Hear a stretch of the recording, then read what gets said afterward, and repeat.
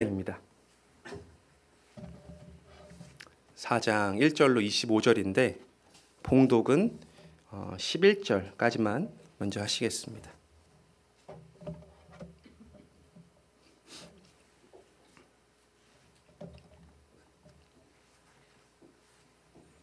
함께 읽으시겠습니다. 그때 예수께서 성령에게 이끌리어 마귀에게 시험을 받으러 광야에 가사 40일을 밤낮으로 금식하신 후에 줄이신지라. 시험하는 자가 예수께 나와서 이르되 내가 만일 하나님의 아들이거든 명하여 이 돌들로 떡덩이가 되게 하라. 예수께서 대답하여 이르시되 기록되었을 때 사람이 떡으로만 살 것이 아니요 하나님의 입으로부터 나오는 모든 말씀으로 살 것이라 하였느니라 하시니, 이에 마귀가 예수를 거룩한 성으로 데려다가 성전 꼭대기에 세우고 이르되 내가 만일 하나님의 아들이거든 뛰어내리라. 기록되었을 때 그가 너를 위하여 그의 사자들을 명하시리니 그들이 손으로 너를 받들어 발이 돌에 부딪히지 않게 하리로다 하였느니라. 예수께서 이르시되 또 기록되었을 때 주 너의 하나님을 시험하지 말라 하였느니라 하시니, 마귀가 또 그를 데리고 지극히 높은 산으로 가서 천하 만국과 그 영광을 보여 이르되 만일 내게 엎드려 경배하면 이 모든 것을 내게 주리라. 이에 예수께서 말씀하시되 사탄아 물러가라. 기록되었을 때 주 너의 하나님께 경배하고 다만 그를 섬기라 하였느니라. 이에 마귀는 예수를 떠나고 천사들이 나와서 수종드니라. 아멘.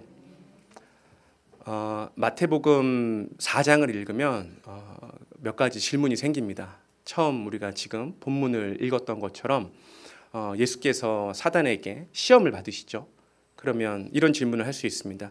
예수께서는 왜 사단에게 시험을 받으셔야 되는가? 특이한 점은 예수께서 사단에게 시험을 받으실 때 예수님을 인도하는 자가 있었습니다. 성령님이셨죠.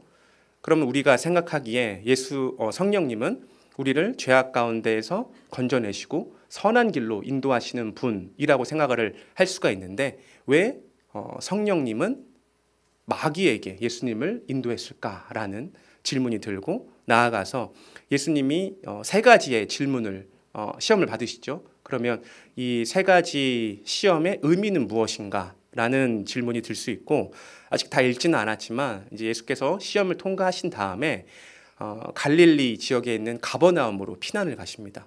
그때 세례 요한이 이제 잡혔기 때문에 피난을 가시는데, 세례 요한이 잡혔다는 장면이 갑자기 등장을 합니다. 왜 세례 요한이 잡혔다라는 내용이 나오고, 예수께서 갈릴리로 피난을 가셔야 되나? 이런 의문이 들 수 있습니다. 그리고 마지막으로 예수님이 제자들을 부르고 또 회당에서 가르치고 거리에서 천국 복음을 전파하고, 그 다음에 모든 사람들이 모이는데 그 사람들의 질병을 치유하고 귀신을 내쫓는 일이 아주 간략하게 나옵니다. 그러면 사복음서 어디를 둘러봐도 예수님께서 귀신을 내쫓거나 또 제자를 선택하거나 말씀을 선포하는 일은 가득 나오는데, 왜 4장의 말미에서 이런 예수님의 사역이 압축적으로 나오는가라는 질문을 할 수 있겠죠.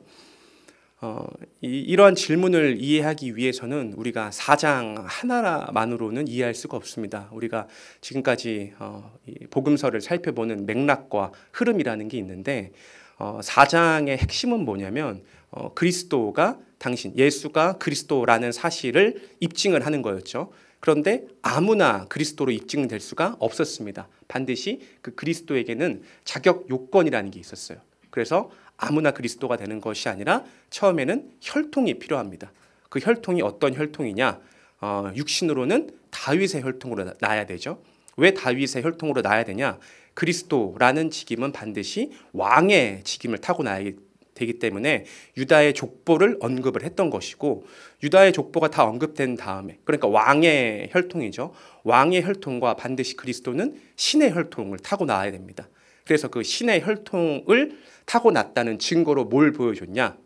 성령으로 잉태가 됐다라는 것이 1장에서 그리스도에 대한 자격 요건을 보여준 것이고, 그뿐만 아니라 예수께서는 출생지 베들레헴이죠. 그리고 피난지 애굽입니다. 그리고 성장지 나사렛입니다. 이 모든 지역이 그리스도가 반드시 이곳에서 출생하고 피난하고 성장해야 된다라는 사실이 예언이 되어 있습니다. 그 사실이 마태복음 2장을 통해서 증거가 되었고 3장에서는 준비자였죠. 그리스도가 올 때 그냥 뜬금없이 갑자기 오는 것이 아니라 그 앞에 내 뒤에 오실 분이 있다라는 준비자가 있습니다. 그 준비자가 3장에서 누구였냐면 세례 요한이었죠. 그래서 세례 요한이 와서 하는 말이 나는 그리스도가 아니고 나는 그냥 엘리야 선지자인데 내 뒤에 오실 분은 나보다 훨씬 능력이 많아서 나는 그의 신발끈을 맬 능력조차 없다라고 하고 예수께서 이제 오시니까 예수님 나 당신한테는 세례를 못 베풉니다. 내가 세례를 받아야 될 존재인데 어떻게 예수님께 내가 세례를 베풉니까? 했더니 예수께서 하시는 말이 모든 의를 이루기 위해서 내게 세례를 베푸는 것이 마땅하다라고 하니까 세례 요한이 베풀죠. 세례 요한이 세례를 베푸니까 하늘이 열리고 성령이 임해서 이는 내 사랑하는 아들이라라는 그 증거를 보여주셨습니다. 그러니까 반드시 그리스도의 자격 요건은 혈통으로서, 그다음에 출생지로서, 그다음에 앞에 준비자로서 확증이 되는데 4장은 뭐냐? 4장까지가 이제 그리스도의 요건입니다. 반드시 그리스도는 시험을 받아야 되고 그 시험을 당연히 통과를 해야 되겠죠. 그럼으로써 이제 1장부터 4장까지 그리스도의 요건이 확증이 되는 거고 그리스도의 요건이 확증되는 게 왜 중요하냐?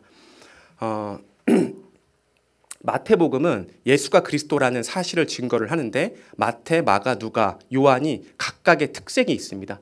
그 중에 마태복음은 예수를 그리스도로 어떻게 증거를 하냐? 그리스도라는 직임을 통해서 증거를 합니다. 그 직임이라는 말은 무슨 말이냐? 구약시대에는 하나님 나라를 통치를 할 때 중보자를 세웠어요. 그 중보자를 아무나 세우는 것이 아니라 하나님이 지명을 해서 선택을 해서 그 직임자를 통해서 하나님 나라, 이스라엘이었죠. 이스라엘 나라를 다스리게 하셨는데 그 자에게 기름을 부었습니다. 그 기름 부음 받은 자를 가리켜 그리스도라고 하죠. 그 기름 부음 받은 자의 직임이 3가지가 있었습니다. 첫 번째가 선지직이었고 두 번째가 왕직이었고 세 번째가 제사직이었습니다. 그래서 예수님은 마태복음을 통해서 당신이 구약의 그 언약된 그리스도라는 사실을 증거를 하는데 그리스도라는 자격 요건을 먼저 확증을 하시고 그 다음에 5장부터는 실제로 당신이 선지직을 가지고 있다라는 사실을 증거하고 17장부터는 통치자, 왕이다라는 사실을 증거하고 마지막은 당신이 직접 제물이 되시고 제사장이 되셔서 그 제사 직임을 감당하시는 분이다라는 사실로 마태복음이 직임을 통해서 예수가 하나님의 아들이신 그리스도다라는 사실을 증거를 하는 겁니다. 예수가 하나님의 아들 그리스도다라는 사실을 증거하는 것이 왜 중요한가? 이것이 결국은 핵심이죠. 왜냐하면 우리는 지금 누구를 믿는 거냐면 예수 그리스도를 믿는데 예수 그리스도를 믿는 이유는 목적은 뭐냐? 그를 통해서 바로 하나님을 보기 때문이죠. 하나님은 눈에 보이지도 않고 만지지도 않고 하나님의 음성을 직접 들은 사람은 아무도 없습니다. 하나님은 하나님 당신을 보여주시기 위해서 누구를 보내주셨냐면 예수 그리스도를 보내주셨죠. 그래서 구약 성경은 다른 말로 표현을 하면 내가 장차 내 아들 예수 그리스도를 보내주겠다라는 약속의 내용이고 신약은 무엇인가? 바로 그 구약에 약속된 메시아 하나님의 아들 예수 그리스도가 바로 나다라는 사실을 증거하는 것이죠. 그러니까 우리가 이 구약과 신약을 통해서 하나님은 한번 약속하시면 반드시 그 약속을 이루시는 여호와 하나님으로 살아 존재하시는구나 라는 사실을 확증을 하면서 우리가 이제 신앙을 확고히 하고 신앙이 점점 자라나간다라는 사실로 이해할 수 있습니다. 그러기 위해서 이 4장을 우리가 확인하는데 그 4장의 핵심은 그리스도의 자격 요건을 확인하는 것이었고 그 자격 요건은 마지막 4번째 시험이었습니다. 예수 그리스도는 반드시 시험을 통과하시는 분이어야 된다라는 사실 본문을 보면서 전개를 해볼 텐데요. 1절에 보시면 그때 예수께서 성령에게 이끌려 마귀에게 시험을 받으러 광야로 가사 40일을 밤낮으로 금식하신 후에 줄이신지라 라고 말씀하고 있습니다. 지금 성령의 역할이 계속해서 예수가 하나님의 아들이라는 사실을 증거하는 거였거든요. 그러니까 1장에서는 어떻게 증거를 했냐? 성령이 잉태를 하신 거죠. 그 다음에 3장에서도 세례를 받으니까 하늘에서 성령이 예수님께 임재를 한 것입니다. 그러니까 성령의 궁극적인 목적은 무엇이냐면 예수가 바로 하나님의 아들 그리스도라는 사실을 증거를 하는 거거든요. 근데 그리스도가 반드시 이 시험을 통과해야 되니까 성령께서 마귀에게, 그 마귀는 어떤 존재냐면 최초의 마귀는 창세기 1장에 창세기 3장, 2, 3장에 나온 내용이죠. 아담을 시험했던 그 마귀, 뱀이죠. 나중에 요한계시록은 옛뱀, 사단이라고 하는데 그 뱀의 존재는 뭐냐면 하나님이 만드신 피조물 중에 가장 강교한 존재입니다. 영물이죠. 그 존재에게 이끄시는 성령이 이끄시는 목적은 바로 하나님의 아들 그리스도라는 사실을 확증하기 위해서 성령으로 잉태하고 성령의 임재가 있었고 이제는 성령의 인도를 통해서 예수가 그리스도라는 사실을 증거하는데 시험을 받는다고 했잖아요. 예수께서 왜 시험을 받으시는가? 구약시대 이스라엘 역사를 또 다른 말로 표현을 하면 시험의 역사입니다. 태초에 아담이 창조가 된 이후로 하나님이 선악과를 주셨죠. 그게 선악과 율법, 선악과 금령이지 않습니까? 그 금령을 하나님은 지키라고 주셨는데 아담은 지키지 못했죠. 이스라엘 백성도 마찬가지입니다. 광야 애굽에서 400년 동안 종살이하던 이스라엘 백성들이 10가지 재앙을 거치고 홍해를 건너서 하나님이 광야로 이끄신 다음에 그들에게 십계명이라는 율법을 주시죠. 그런데 이스라엘 백성들은 예수님이 오시기 전까지 말라기까지 끝까지 그 율법을 지키지 못하고 하나님 앞에서 범죄하는 모습을 드러낸 거죠. 이 시험을 주신 궁극적인 목적은 율법이라 정리할 수 있는데 율법의 완성자는 한 분밖에 없습니다. 인간은 아무도 그 율법을 지킬 수 없고 인간은 율법 앞에 서면 죄인이라는 사실이 적나라하게 드러나는 거죠. 율법을 지킬 수 있는 분은 한 분밖에 없으니 그가 바로 누구냐면 하나님의 아들 그리스도가 된다는 것이죠. 시험을 받으러 이제 광야에 갔다라는 말이 이제 새롭게 보입니다. 왜냐하면 이스라엘 백성들도 어디에서 시험을 받았냐면 광야에서 시험을 받았습니다. 시내산에서 율법을 받은 다음에 하나님의 약속은 뭐였냐면 너희가 애굽에서 종살이 했었는데 너네 고생 많이 했다. 이제는 내가 너를 출애굽시킨 다음에 안식의 땅, 가나안 땅에 가서 젖과 꿀이 흐르는 땅에 가서 편안하게 이제 쉬게 해주겠다라고 약속을 하셨는데 이스라엘 백성들이 시내산 율법을 받고 가데스 바네아라는 곳에 갑니다. 그곳에 가서 모세가 12명을 선발을 해서 너네 가서 한번 정찰을 해봐라고 하죠. 정찰을 끝내고 돌아온 12명이 하는 말이 뭐냐면 저들은 너무 거인 같고 우리는 메뚜기 같아서 하나님 모세요 우리 못 갑니다.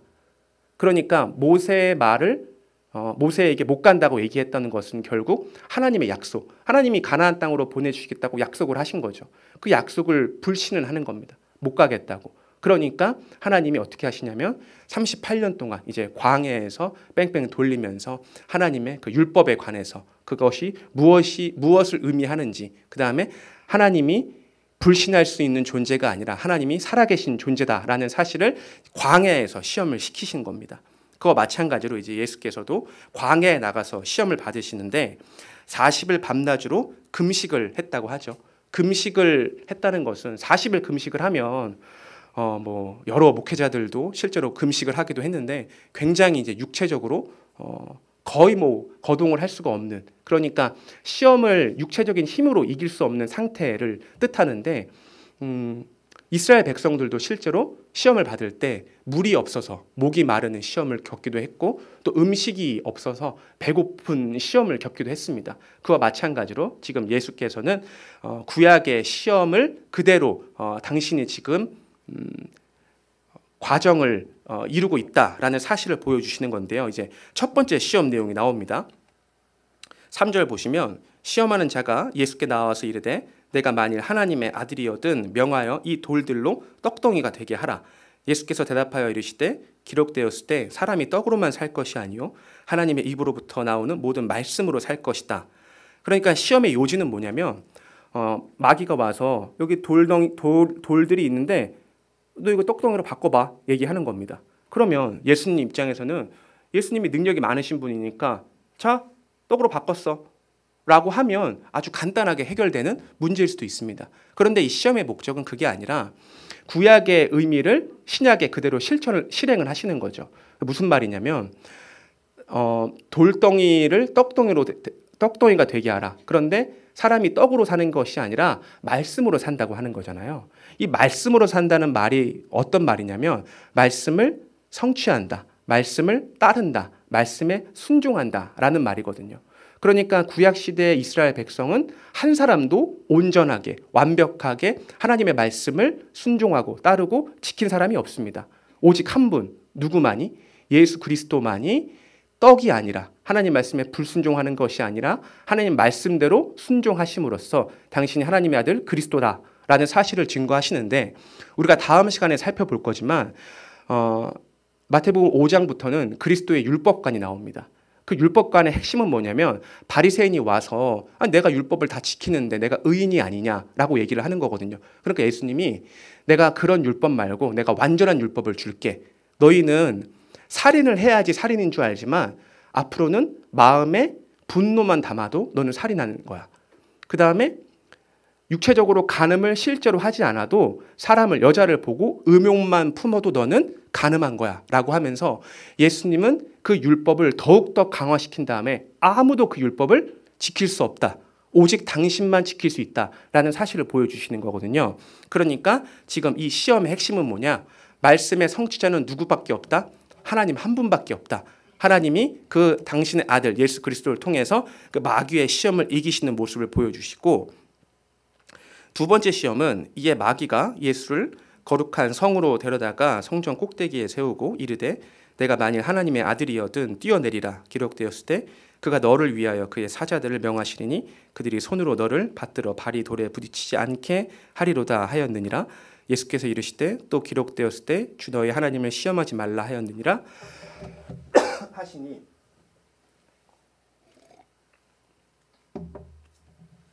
이 시험은 마찬가지로 사단이 이제 높은 꼭대기에 올려 보내는 거죠. 예수님을. 너 뛰어내려서 하나님의 아들이면 천사가 와서 받겠지. 그럼 내가 너 하나님의 아들로 인정을 해줄게. 그랬더니 예수님이 하시는 말씀이 시험하지 말라 이렇게 얘기를 하죠. 예수님이 시험하지 말라라는 것은 출애굽기 사건을 인용하신 거거든요. 이 본문을 나중에 이제 출애굽기를 살펴보시면 마사, 그 무리바라는 지역입니다. 이스라엘 백성들이 10가지의 재앙을 겪으면서 정말 하나님이 살아계시는구나라는 경험을 했죠.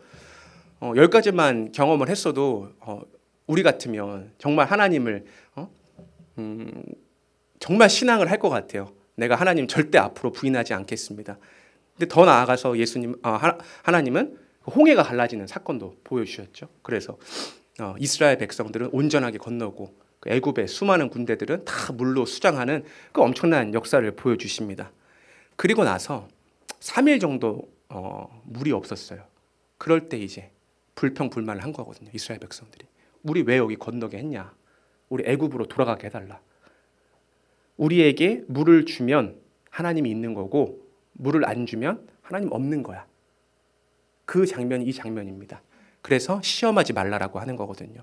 이스라엘 백성들은 하나님 앞에서 끊임없이 불신하고 자기중심적으로 자기 뜻대로 내가 빌어서 응답하시면 하나님이 계신 거고 안 주시면 하나님 안 계시고, 그런 주술적이고 미신적인 신앙, 불신앙의 모습이죠. 예수님은 그런 게 아니라 온전하게 하나님을 신뢰하시는 모습으로 그 구약의 시험을 통과를 하신 거고, 세 번째, 마귀가 또 그를 데리고 지극히 높은 산으로 가서 천하 만국과 그 영광을 보여 이르되 만일 내게 엎드려 경배하면 이 모든 것을 내게 주리라. 이에 예수께서 말씀하시되 사탄아 물러가라. 기록되었을 때 주 너의 하나님께 경배하고 다만 그를 섬기라. 그러니까 사탄이 모든 천하 만국을 보여주면서 나 경배하면 이거 다 줄게 얘기하잖아요. 그러니까 예수님이 아니야, 하나님 한 분만 경외하는 걸로 충분해. 그러니까 이스라엘 백성들은 시내산에 있을 때 모세가 이제 하나님이 너 올라오라고 내가 너에게 법을 줄 거라고 해서 이제 모세가 올라가잖아요. 근데 이제 한참 걸립니다. 시간이 한참 걸리니까 이스라엘 백성들이 뭘 하냐면 근데 우리 여기 누가 인도한 거야? 우리를 인도한 신이 누구지?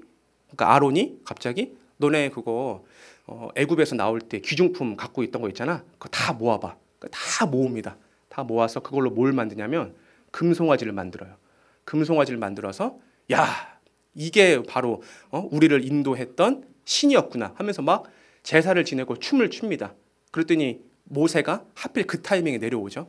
내려와서 금송아지를 다 부시고 그걸 갈아서 어떻게 하죠? 물에 섞어서 다 먹여버립니다. 그러니까 이스라엘 백성의 역사를 보면 가나안 땅도 마찬가지죠. 그곳에 여호수아가 다 정복을 했는데 유언을 남기잖아요. 절대 그 이방 족속이랑 섞이지 말라고. 그런데 죽자마자 그 사사기 시대가 350년 동안 계속해서 우상을 섬기는 겁니다. 그러니까 하나님 앞에서 이스라엘 백성은 하나님을 온전히 섬길 수 없고 그 율법의 첫 계명이 뭐냐면 나 외에 다른 신을 섬기지 말라라는 거거든요. 그 기독교의 핵심은 유일신 사상, 하나님 한 분만 믿는 것인데 이스라엘 백성들 또 구약 백성들은 이루지 못하고 오로지 하나님 한 분만을 섬길 수 있는 분은 하나님의 아들 예수 그리스도다라는 사실을 이제 증거를 하니까 11절에 이에 마귀는 예수를 떠나고 천사들이 나와서 수종하니라.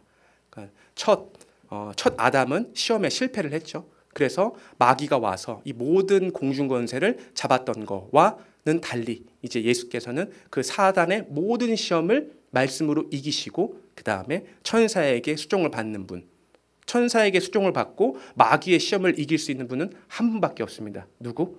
하나님의 아들 예수 그리스도밖에 없다라는 사실을 이 시험을 통해서 증거를 해주십니다. 그 다음 장면은 12절인데요. 예수께서 요한이 잡혔음을 들으시고 갈릴리로 물러가셨다가 나사렛을 떠나 스불론과 납달리 지경 해변에 있는 가버나움에 가서 사십니다. 어떻게 보면 앞뒤가 안 맞는 것 같아요. 뭐가 안 맞는 것 같냐면 뭐 엄청 거창하잖아요. 마귀에게 시험을 받으셨는데 세 차례나 이기시고 막 천사들에게 수종을 받습니다.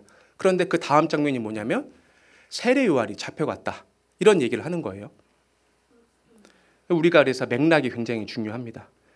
세례 요한은 이 잡혀갔다는 게 굉장히 큰 의미가 있습니다. 왜냐하면 세례 요한이 이제 3장에서 등장을 했잖아요. 준비자로. 그러니까 세례 요한의 역할은 뭐냐면 내 뒤에 오실 분을 준비를 하는 겁니다.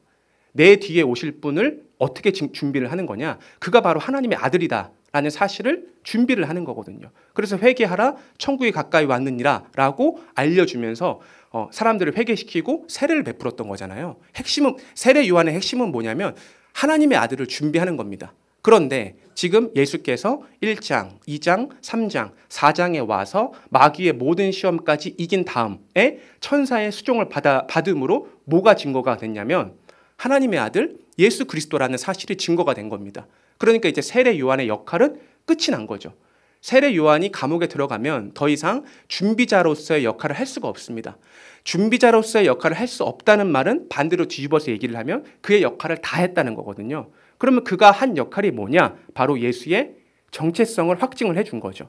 그러니까 세례 요한이 잡혔다라는 사실은 우리 앞에 읽었던 그 천사의 수종과 맞물려서 예수의 정체성을 드러내는 것이고 그 다음에 그 세례 요한이 잡혔다는 사건을 계기로 해서 지금 어디로 가시냐? 갈릴리로 가게 됩니다. 갈릴리는 이제 이스라엘의 큰 덩어리로 보면 맨 위에 있는 지역인데 우리로 따지면 어떤 도의 개념입니다. 그리고 지금 갈릴리에 있는 가버나움에 가셨다고 하잖아요. 가버나움은 한 도시거든요. 갈릴리에 있는 한 도시인데 거기로 피난을 가신 겁니다. 피신을. 그러면 왜 피신을 가셨냐? 예수님은 반드시 피신을 가셔야 되는 거예요. 처음에 애굽으로 피신을 가셨던 것과 마찬가지로 예수님이 사역을 시작하시기 전에 반드시 피신을 가셔야 되는데 왜 피신을 가셔야 되냐? 14절 이는 선지자 이사야를 통하여 하신 말씀을 이루려 하심이라. 일렀으되 스불론 땅과 납달리 땅과 요단강 저편 해변 길과 이방의 갈릴리여 흑암에 앉은 백성이 큰 빛을 보았고 사망의 땅과 그늘에 앉은 자들에게 빛이 비추었도다 하였느니라. 그러니까 이방 땅이 어둡다고 표현을 한 거는 이거는 이제 구약적인 개념인데 유대 땅은 하나님의 말씀이 있는 곳이니까 밝은 곳이고 하나님의 말씀이 없는 이방 모든 땅을 어둡다고 표현을 했습니다. 그런데 이사야 선지자가 뭐라고 예언을 했냐면 이 어두운 곳에 빛이 비친다고 했거든요. 그러니까 그 말은 무슨 말이냐면 복음을 듣지 못했던, 즉 하나님의 아들 예수 그리스도가 살아서 존재하신다는 사실을 듣지 못했던 이방 땅에 예수께서 가셔서 빛이 된다는 거거든요. 그러니까 예수님은 반드시 이 공생애를 어디서 시작을 하셔야 되냐? 이방 땅, 특히 갈릴리에 있는 가버나움에 가서 그 빛의 역할을 하셔야 되는 거죠. 그래서 17절에 이때부터 예수께서 비로소 전파하여 이르시되 회개하라 천국이 가까이 왔느니라. 세례 요한이 앞으로 오실 준비자에 대해서 이 예언, 이 복음을 선포를 했다면 이제 예수께서는 내가 그 준비했던 당사자로서 똑같이 복음을 얘기하시면서 당신의 복음 사역이 앞으로 전개된다라는 사실을 보여주시는 겁니다. 지금 4장의 핵심은 시험이죠. 이 예수가 시험을 받으시는데 첫 번째 마귀에게 시험을 받으셨습니다. 마귀의 시험을 받으시면서 당신이 하나님의 아들이다라는 사실이 확증이 되었고, 두 번째는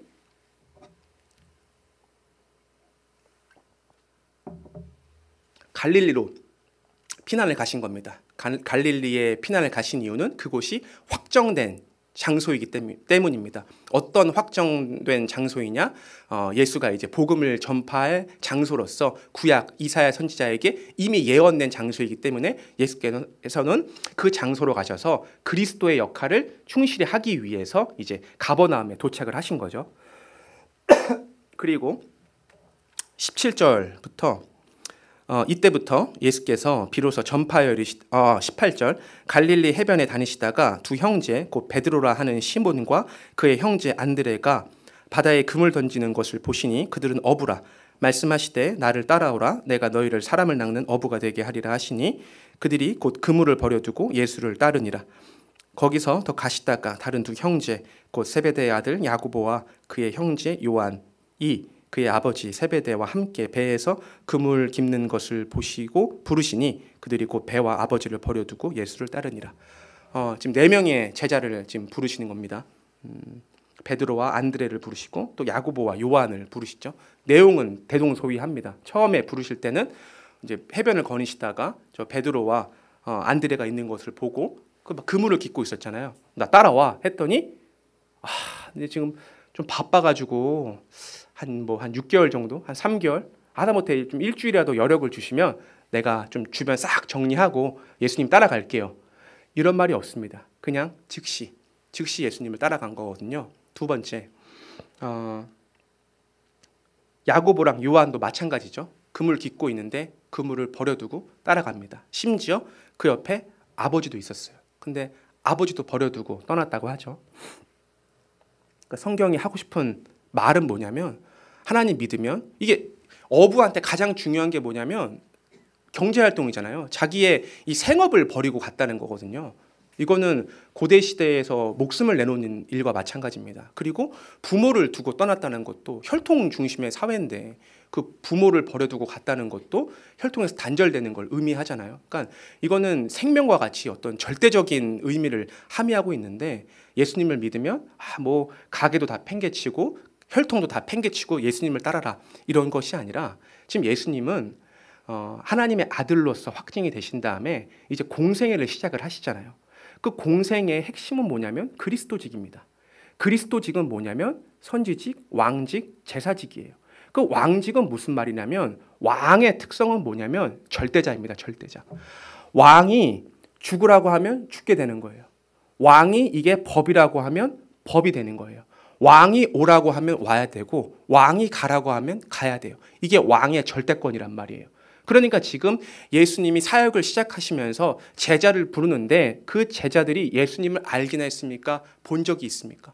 모든 가게를 내팽개치고 모든 혈통을 끊고 즉시 예수님을 따랐다는 것은 예수님의 어떤 능력이 발휘된 거냐면 왕의 능력, 통치자의 능력이 발현이 된 거죠. 두 번째, 예수께서 23절입니다. 온 갈릴리에 두루 다니사 그들의 회당에서 가르치시며 천국 복음을 전파하시며 그리스도의 삼직이라고 했죠. 왕이 있고 그 다음에 뭐냐면 선지직입니다. 선지직의 특징은 이제 5장부터 나오는데 3가지가 있어요. 첫 번째는 교육을 하는 겁니다. 가르치는 거. 두 번째는 표적을 보여주는 거예요. 마지막은 배척을 당하는 겁니다. 표적을 보이고 배척을 당하는 것은 이제 뒤에 본문 가서 나중에 살펴보면 되는 거고, 대표적으로 선지자의 특징이 뭐냐면 가르치는 거예요. 그러니까 구약 시대에 모세도 자기가 이제 하나님 앞에 부름을 받기 전에 이스라엘 백성을 요단강 그 앞에 다 모으잖아요. 신명기 보면 다 모아서 하는 게 뭐냐면 구약의 모든 역사를 쫙 읊으면서 율법 교육을 합니다. 왜냐하면 모세가 자기가 이제 선지자이기 때문에 그렇거든요. 그래서 율법을 다 가르침으로써 그 선지자의 직임을 감당을 했던 건데, 예수님께서 오셔가지고 뭘 하시냐? 천국 복음을 전파하시고 회당에서 가르치심으로써 당신이 앞으로 하실 사역이 무엇이냐? 선지자라는 그 사역의 당사자를 이제 보여주시는 거고, 천국 복음을 전파하시며 백성 중에 모든 병과 모든 약한 것을 고치시니 그의 소문이 온 수리아에 퍼진지라. 사람들이 모든 앓는 자 곧 각종 병에 걸려서 고통당하는 자, 귀신 들린 자, 간질하는 자, 중풍병자들을 데려오니 그들을 고치시더라. 그러니까 구약 시대의 질병은 뭐랑 관계가 되어 있냐면 아무나 질병에 걸리지 않거든요. 하나님 앞에 죄를 지으면 그 죄의 결과가 뭐로 오냐? 병이 걸리는 겁니다. 그러니까 구약 시대에 병이 걸리면 의사한테 가는 게 아니라 이스라엘 백성들은 제사장한테 갔던 거죠. 그러니까 예수님께서 오셔가지고 제자들을 선택하시는 절대적인 왕의 능력을 보여주시고, 회당과 거리에 나가서 복음을 전파하시는 선지자의 능력을 보여주시고, 그 다음에 모든 환자, 모든 귀신 들린 자를 다 고쳐주시고 귀신 들린 그 귀신을 쫓아내시는 목적은 어디에 있냐면 제사장이라는 사실을 보여주시는 거거든요. 그러니까 갈릴리와 데가볼리와 예루살렘과 유대와 요단강 건너편에서 수많은 무리가 따르니라. 이건 표적입니다. 표적. 신명기에서 참 선지자를 어떻게 구분합니까? 라고 이렇게 이스라엘 백성들이 물어봐요. 그러니까 참 선지자의 특징은 뭐냐면 반드시 그 말하는 것에 성취함이 있다고. 그러니까 많은 무리가 따랐다는 것은 실제로 예수께서 이 질병을 치료하시고 또 귀신을 쫓은 일이 실제로 실현됐다라는 사실을 증거를 하는 거거든요. 4장을 정리를 해보면 4장에서는 예수께서 당신이 하나님의 아들 그리스도라는 사실을 보여주시는 겁니다. 그 중에 시험을 통과를 하시는 거죠. 그리스도는 반드시 시험을 통과해야 됩니다. 왜냐하면 그것이 구약에 예언이 돼 있었기 때문이죠.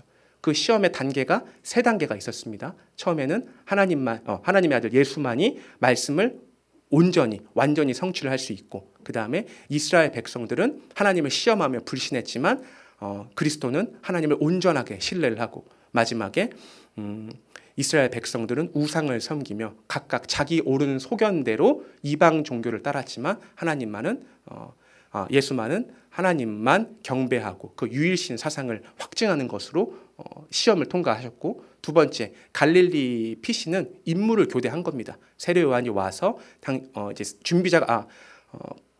하나님의 아들 그리스도가 올 거다라는 사실을 이제 다 마쳤으니까, 그 준비 과정을 마쳤으니까 예수께서 오셔가지고 내가 바로 그 세례 요한이 말한 하나님의 아들이 맞다라고 하면서 가버나움으로 가시잖아요. 왜 가버나움으로 가셨냐?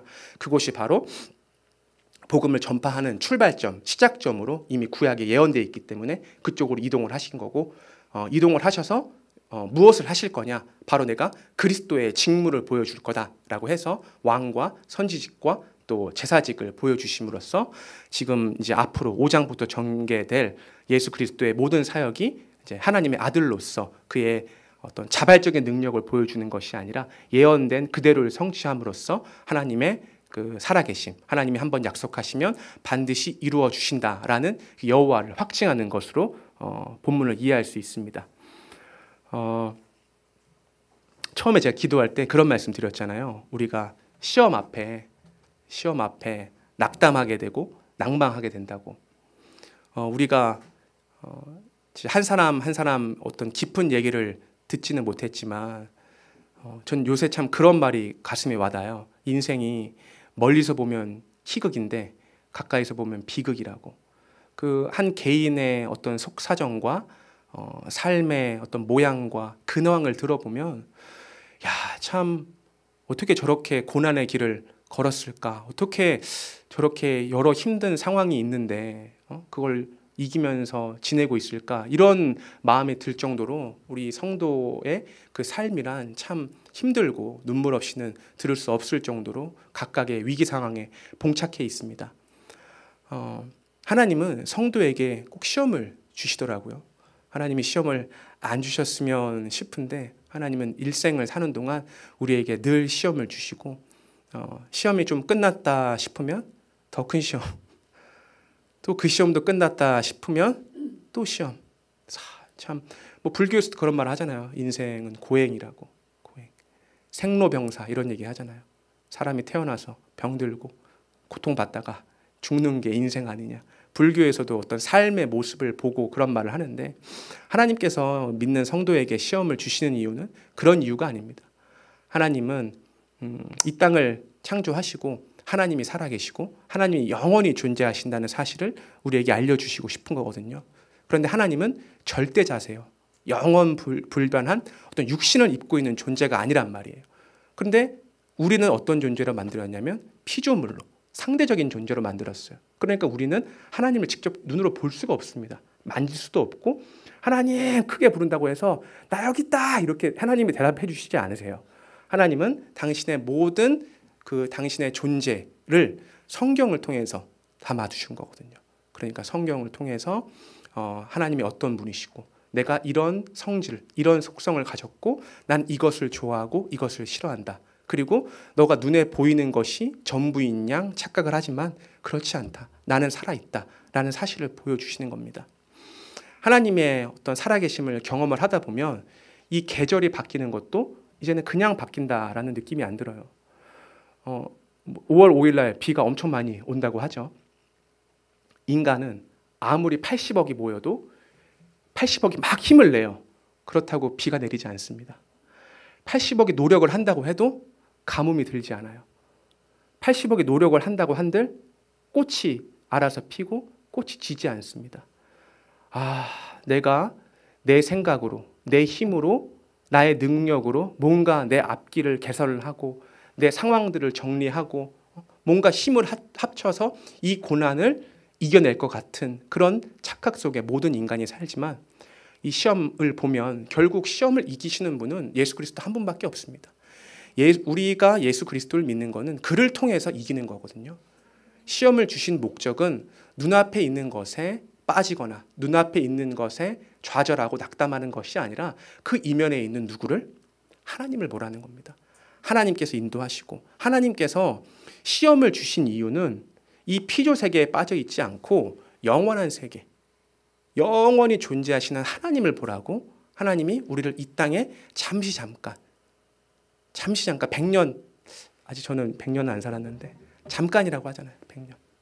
1000년을 하루같이, 하루를 1000년같이라고 하잖아요. 솔로몬이. 이 100년 동안 어떤 대단한 부귀 영화를 쌓고 뭐 아파트 평수를 늘리고 조금 더 좋은 차를 타고 조금 더 좋은 직업에 조금 더 많은 노후 연금을 잘 모아서 가는 게 목적이다? 그 100년이잖아요. 100년. 근데 하나님이 약속하신 것은 눈에 보이는 게 다가 아니라 이 세계에서 여러 시험과 연단을 주는 이유는 너를 정금같이 나오게 하려고 하는 것인데 그 정금같이 나온다는 말이 뭐냐? 하나님이 살아계시고 보이지는 않지만 이 모든 만사와 만물을 하나님이 주관하시고 하나님이 때에 따라 비도 내리시고 하나님이 때에 따라 눈도 내리시고 하나님이 때에 따라 낙엽도 지게 하시고 꽃도 피게 하시고 꽃도 지게 하시는 그 하나님이 살아서 존재한다는 사실을 우리를 말씀을 통해서 깨닫게 하십니다. 성경을 오늘 보니까 이게 1600년 동안 40명이 넘는 사람들이 기록을 한 겁니다. 성경에 다루는 역사가 수천 년의 역사입니다. 근데 이 성경이 어느 한 구절, 한 단어도 빠짐없이 완전하게 성취가 되고 이루어지고 있습니다. 누구 중심으로? 하나님 중심으로.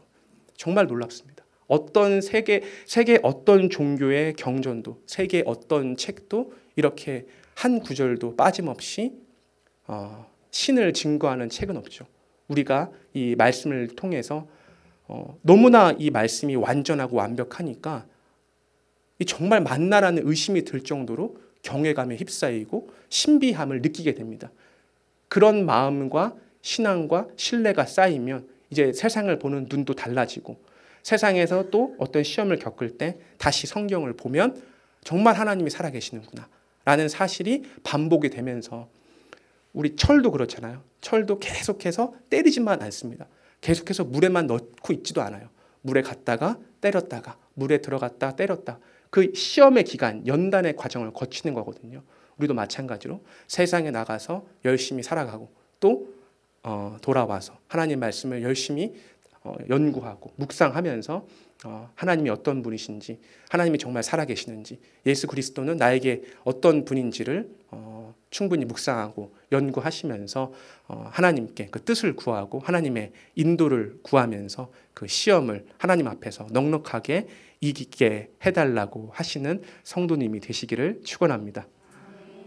찬송 부르시겠습니다.